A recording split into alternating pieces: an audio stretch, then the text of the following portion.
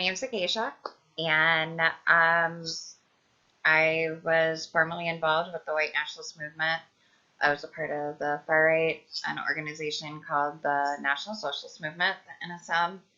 And honestly, if somebody had told me 10 years ago that I'd be involved in something like this, I would have thought they were the most craziest person ever. Like, I helped with the social media. I helped with doing graphic design. I actually got the organization onto Spotify to be able to mainstream it so it could get a bigger audience and get the message out there.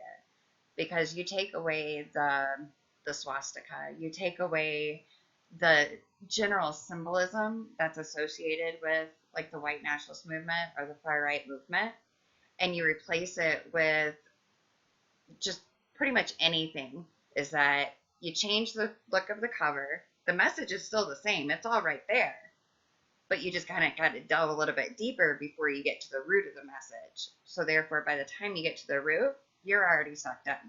Because yes, maybe majority of the time, the men are the ones that you see out there in the streets and in fighting, or you see doing the big marches and the rallies. But the women are the ones that are preparing the next generation to take over from that.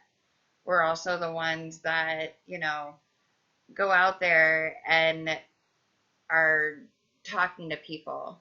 And women in general are just more approachable. I really didn't realize it right away until you're already involved, and then you're like, wait a minute, what am I doing here? Many might think it's kind of odd that I came into the movement because I saw dehumanization from the other side, when much of this movement revolves around dehumanizing people. But now coming out of it, I can see that, and I can use that same exact skill set to help other people coming out of it, and then hopefully also to prevent people from going into it in the first place. And Parallel Networks offers that. They offer that support and that community to be able to not just adjust, but to still have a purpose. Because a lot of people go into a movement like this because it gives them a purpose. I never really thought that I got involved with it because of that, and that might have not been the root reason why I became involved, but it was definitely one of the reasons why I stayed. And it's very, very scary, I guess, for me. That's where my passion comes from, is being we not only need to have a community of people and a network of people that understand where formers have been and where we have been and our mentality and our understanding, but we also need to be able to give society the tools that they need to be able to accept formers back into society with them. And just because somebody's a part of a radicalized movement or ideology, it doesn't mean that everybody's a lost cause.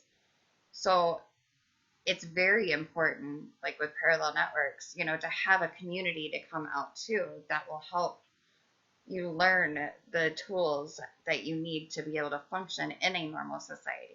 Nobody approached me on the street and I just decided, that I was really angry and that I wanted to be a part of this. That wasn't it at all. I wanted to help people. I see now that I didn't really do that.